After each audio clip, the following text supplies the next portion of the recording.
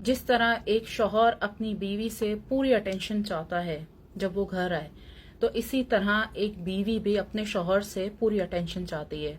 आप लोग ये करते हैं कि जब आप लोग घर आते हैं आप फोन लेकर बैठ जाते हैं या बदतमीजी करते हैं या अप्रिशिएट नहीं करते, कहते हैं आपने सारा दिन क्या किया है। आप भी नहीं कहते बल्कि तुम और भी बहुत सारे मतलब चीप वर्ड्स हैं, गंदे अल्फाज हैं जिनका इस्तेमाल करते हैं, जो मैं यहाँ पर नहीं कहना चाहती।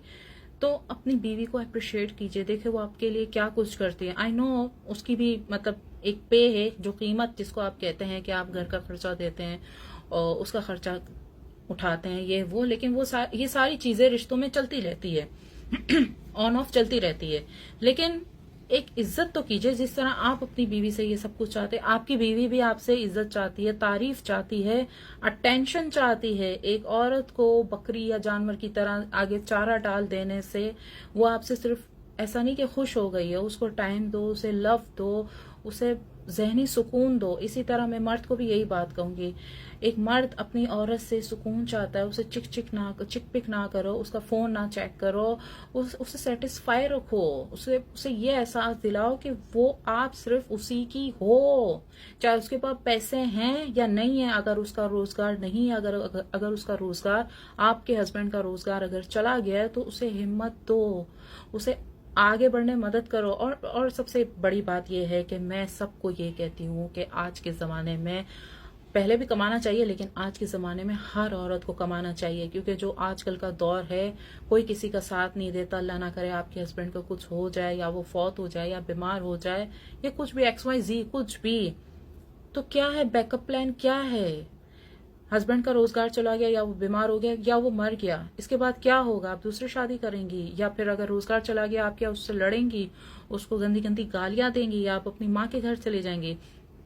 तो ये जो पैसों की कमी रिश्तों में है, रिश्ते में, वो सबसे पहले उस कमी को पूरा करें, क्योंकि पैसा इतनी अच्छी और इतनी गंदी चीज भी है आज के जमाने में। अच्छी भी है, गंदी भी है। अच्छी हो तो सब मतलब रिश्ता खराब नहीं होता, ठीक है, हस्बैंड अगर बेरोजगार वगैरह हो गया तो रिश्ता खराब नहीं होता, या बीमार हो गया या कुछ भी। बुरी चीज इसलिए कि क्योंकि अगर आपके पास पैसा नहीं है, आपके हस्बैंड के पास अगर रोजगार चला गया, या वो फौत हो गया, या वो बीमार हो गया, पैसा नहीं है, तो पैसा बुरी चीज है। बुरी चीज का मतलब वो आपको गलत काम करने पे मजबूर कर देगा पैसा, जिससे आपकी शादीशुदा जिंदगी खराब होगी। आप देखें ऑनलाइन लोग कितनी कैसी कैसी हरकतें करते हैं, इस तरह से लड़कियां, औरतें, आंटियां टू पीस पहन पहन के, मैं तो जब भी कुछ सोशल मीडिया देखती हूँ क्या क्या चल रहा होता है, शायद वो वही बेच रही होती है जो वो दिखा रही होती है। शायद मेरा वो है, काफी लोग तो अपने प्रोफाइल पे मेंशन भी कर देते हैं कि हम ये काम करते हैं, हम क्या करें। तो शुरू से ही काम करो, ये मत देखो कि आज आपका हस्बैंड जो है मिलियनर या बिलियनर है तो हमें जरूरत नहीं है। एटलीस्ट अपनी जिंदगी में इतना कमा लो कि आप अपनी लग्जरी, जरूरत नहीं, लग्जरी खुद अफोर्ड कर सको। और अगर आपको लग्जरी का शौक नहीं है तो उन पैसों को आप सेव कर दो।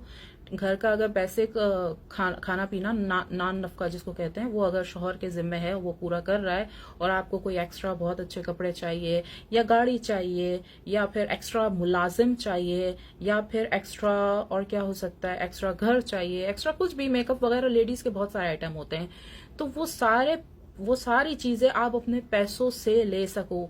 अब मुझे देखो, ये सारी चीजें मैं अपने पैसों से लेती हूँ और मुझे कोई अफसोस नहीं है, क्योंकि मैं छोटी इससे पढ़ती भी थी और कमाती भी थी।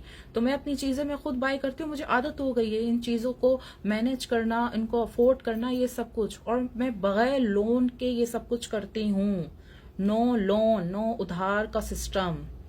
तो अपनी जिंदगी में पैसों की कमी को खत्म करो, रिश्ता मजबूत करो, रिश्ता इज्जत से, पैसे से, भरोसे से, बहुत सारी 3-4 टॉप बातें हैं जिनसे ये रिश्ता मजबूत होता है, जिसमें सबसे पहले आता है पैसा, फिर आता है इज्जत, भरोसा, प्यार, जहनी सुकून।